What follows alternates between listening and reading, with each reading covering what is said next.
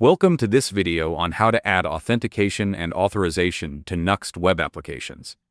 This is a follow-on to my introduction to Nuxt video and is available on GitLab using the same URL, as shown here. With Nuxt, authentication is quite simple, thanks to the Auth Tools library. This library was developed by the creator and CEO of Nuxt, Sebastian Chopin, and provides all the tools you need to create a secure login and authorization system. It does, however, require a number of changes to our base application to wire up all the authentication functionality we need. The result of these changes will be an application that allows us to register users and specify what level of access they will have.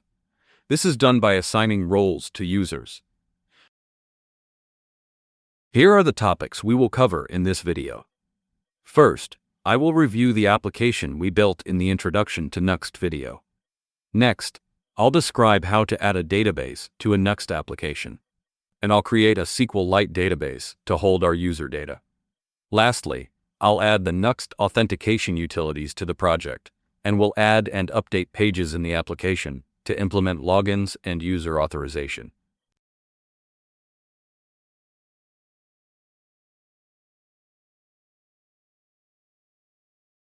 Before we get started, let's review the application we built in the introduction to Nuxt video. This is a simple application for a small home remodeling company. It uses Tailwind CSS and contains a few custom view components, such as the photo viewer in the gallery page. Let's get started now on adding user authentication to this application. In order to authenticate users, the application needs a database to store user information. Our first task, then, is to add database support to our application. This will require two changes: installing a database package and defining a service to handle requests from the front end for database services.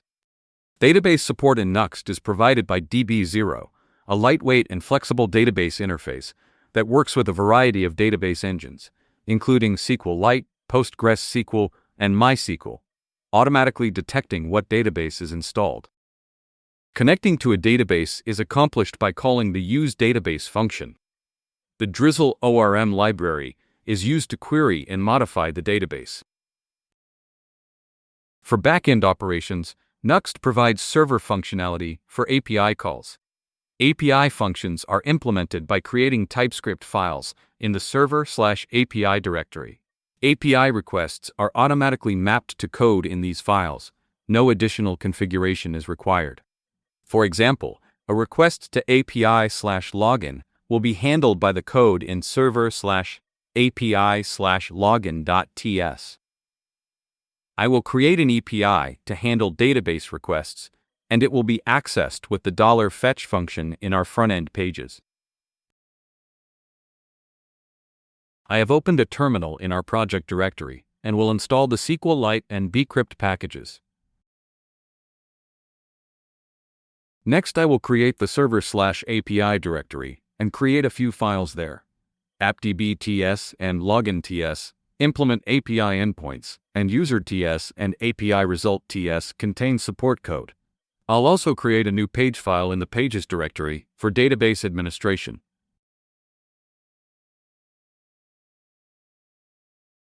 I'll now add code to the files in the API directory that will implement the database API. First is the user.ts file, which defines our user data. The AppUser class includes fields for the user's email address, which is what users will log in with, first and last name, password information, and the user role. The class has fields for both a plain text password and a hash value that is generated from the plain text. Only the hashed password value is stored in the database. The role field will be either admin or customer. Visitors don't need to log in. There are also methods for storing and retrieving user data and validating the user's credentials. An instance of the DB0 database class is passed into these methods. Note the syntax used for executing queries and updates. The database SQL method uses a JavaScript feature called TAD template literal. This looks like an interpreted string, but actually results in a query string with placeholders, plus a list of placeholder values. This protects against SQL injection attacks. It's an odd syntax because it is a function call without parenthesis. This method is part of Drizzle, the object relational model that DB0 uses under the hood. I am using low-level SQL statements here, but Drizzle also provides higher-level methods for working with databases at a more abstract level. Next, I will add code to the API result.ts file to define the structure of my API responses. Response will contain a success indicator, the name of the API endpoint, a status message, the elapsed time to process the request, and any resulting JSON data. Finally, I will add code to the appdb.ts file to implement database API requests. API requests are processed in a function passed to the define event handler method. Every API endpoint will define its own request processing logic in this way.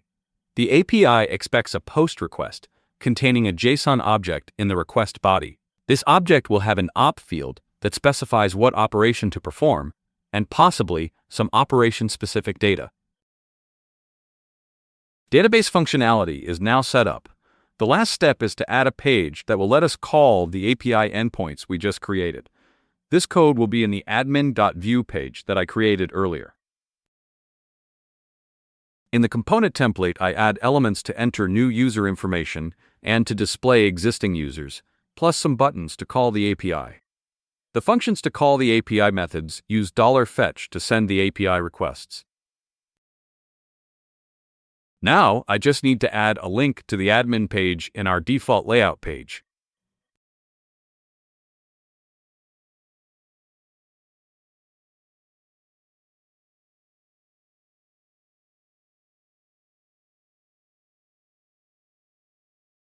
Let's take a look at the updated application. There is now a link in the app bar for our admin page. In the admin page, I will check to see if the database is initialized. It is not, so I will initialize it now. Next, I'll add a couple of users, one with the admin role and one with the customer role.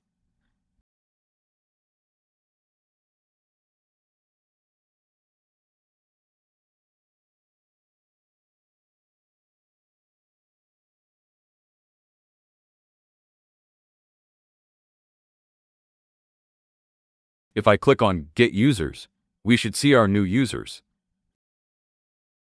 Now that we have a database interface for user management, we can implement authentication. I will first install the authentication package, and then I'll create a login page. Next, I will create the login API endpoint code and update the default layout page to show login and logout options in the app bar and to restrict visibility of the admin link to only users with the admin role. Finally, I will add middleware code to the admin page so that it will redirect to the login page if the user is not an admin, in case some clever user tries to access it by typing in the admin page URL. Back in the console, I will install the authorization utilities.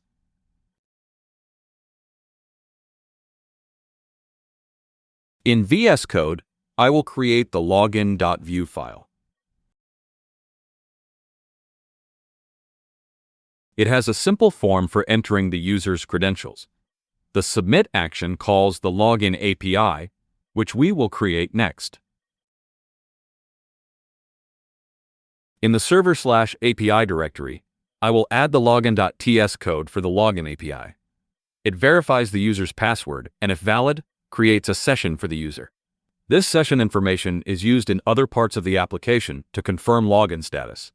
In the Layouts directory, I will edit the default.view file to add login and logout options in the app bar and restrict the admin link to only users with the admin role.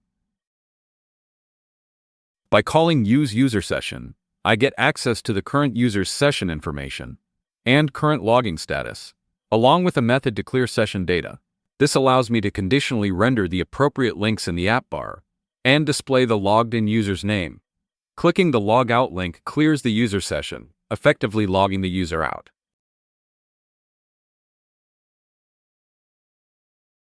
Finally, I will edit the admin.view file in the Pages directory to prevent unauthorized access.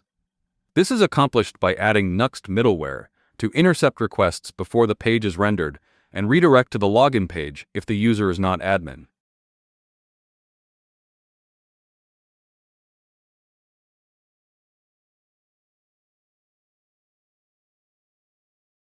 Here is the application with authentication implemented. There is now a login link in the app bar, and the admin link is no longer visible. I will try to browse to the admin page by typing in its URL. We can see that I am redirected to the login page and cannot access the admin page. I'll now log in as an admin. The admin link is now visible, and there is a logout link in the app bar. I have changed usernames in the registry so that they are more realistic. The app bar now shows the link to the admin page. I will now log in as a customer.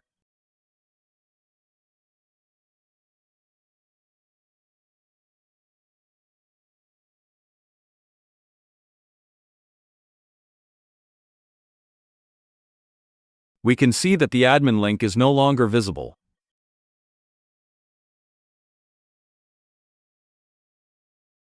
This wraps up adding authentication to the application. The final task is to show custom pages for each customer. This will require 2 steps. I must add a database table to record customer status information, and create a customer page that displays customer-specific information to logged-in customers. Here is an updated version of our database service, appdb.ts. I have added a new table, Customer Data, to store information about customer projects. Each row contains a date string, a status description, and a document name. There is a one-to-many relationship between the users table and the customer data table, and I've defined a foreign key that associates records in the customer data with users in the users table. The cascading delete clause ensures that when a user is deleted, all their associated customer data records are also deleted. Here is the customer.view page that will display information for each customer. It has a header followed by a list of customer data items. These are rendered from data that is returned by a new API, Customer Data, which I will implement next. This API will simply read the data from the database. I am passing the customer's ID to the API using a query parameter. I have created the Customer Data API handler in the server/API directory. It finds the customer's ID by calling getQuery and then retrieves the customer's data records from the database. Note that this may be an empty list. The last step is to add a link to the customer data page in our default layout page. This link will only be visible to logged-in customers. Let's take a look at the updated application. Here is the completed application. When I log in as a customer, the link to my customer data will be visible in the app bar.